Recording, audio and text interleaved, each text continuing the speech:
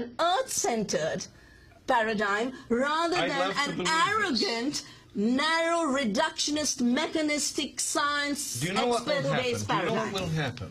I just want to interrupt for a second to say, Gwynne Dyer, if you can explain, I don't even think most people understand what geoengineering is. Geoengineering is short-term interventions to avoid a climate runaway disaster in order to give us more time to get our emissions down, which in themselves will cause a runaway climate disaster if we simply allow them to go ahead. Without geoengineering, you hit that disaster in less than 50 years. And you probably need more than 50 years to get your emissions down. Now, first of all, obviously, you've got to do the experiments. You've got to figure out, are there horrendous side effects you don't want to do? But if you don't do this, you know who dies first. It's the people in the tropics and the subtropics. Not up here. We watch you die on television. Can I ask you, in terms of geoengineering, what companies or what governments are now promoting this as a potential solution? We still don't have any official government commitment to it anywhere. What companies are investing in it and developing companies are investing in a couple of marginal things that, frankly, I don't believe have any credibility. Vandana mentioned iron filings chucked into the sea. Well, I don't think that's actually... What does that do? Well, the idea was you cause blooms of algae, which will then die, and as they their bodies drop to the seabed, embed carbon in the seabed and take it out of the atmosphere. Volcanoes, what are they? Well, the volcanoes, the idea is big volcanoes, when they explode, put sulfur dioxide, large amounts of it, into the stratosphere, where it stays for a couple of years because it doesn't rain up there.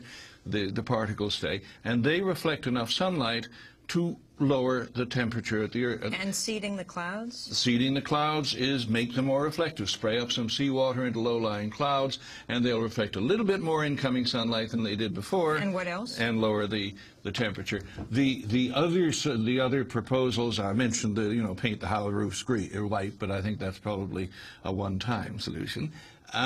There are I wouldn't object to that. No, I wouldn't object. What color you paint, it doesn't really matter. Yeah. There's a new one that's come up recently. A fellow at Harvard suggested that you could actually begin with rivers and reservoirs, but put rather microscopic scale bubbles into the water, which would whiten it. In other words, it would reflect more sunlight than normal dark water does, without actually changing the quality of the water. And has one asked the corporations involved? In none of these cases so far are there corporations involved. This is coming out of the scientific community.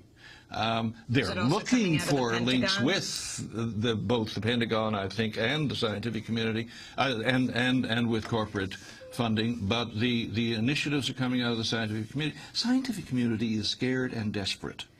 I mean, there's an undercurrent of panic in most of the interviews that I held. Well, Vandana, Gwynne's argument that there's just not enough time to talk about the people-oriented solutions you're talking about. Well, the first thing is there's never enough time, but you have to find the solutions. And to use the excuse of immediacy and urgency to take the wrong action is not a solution.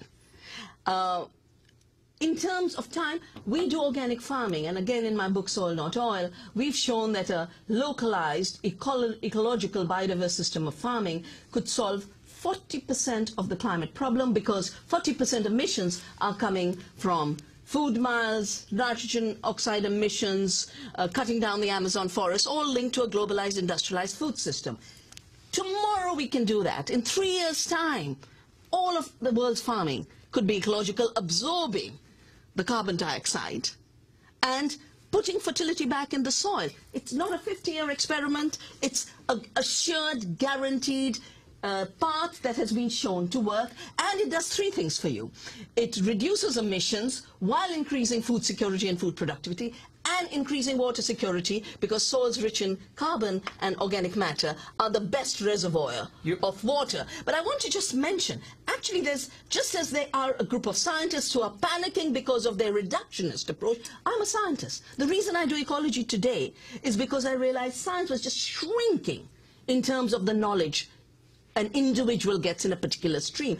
And so many of the narrow expertise is where you're getting this panic, because they don't know there are other solutions. I'd love to take some of your geoengineering friends from the scientific community to our farm to show here's a solution that works in the short run, in the immediate run. But there is an organized movement now. I want to mention this. Yes. There's Okay. a movement against geoengineering called HOME, Hands Off Mother Earth. Citizens telling irresponsible scientists, arrogant in their power, hands off Mother Earth. Look, your solutions are good. They will work, and if you were the dictator of the world and could impose... Which I would never be. No, but let me finish. If you were the dictator of the world and could change land ownership patterns in the United States like that, you could have it all done in 3 years. It'll happen. You can't do that. No, it not will in happen. 3 years, not the in young 30. people will. They're ready to make change. We will leave it there. Vandana Shiva, her books, well, among them, Soil, Not Oil, and Gwynne Dyer, Climate Wars, The Fight for Survival as the World Overheats. That does it for our broadcast. I'm Amy Goodman with Juan Gonzalez. Our website is democracynow.org. Thanks for joining us.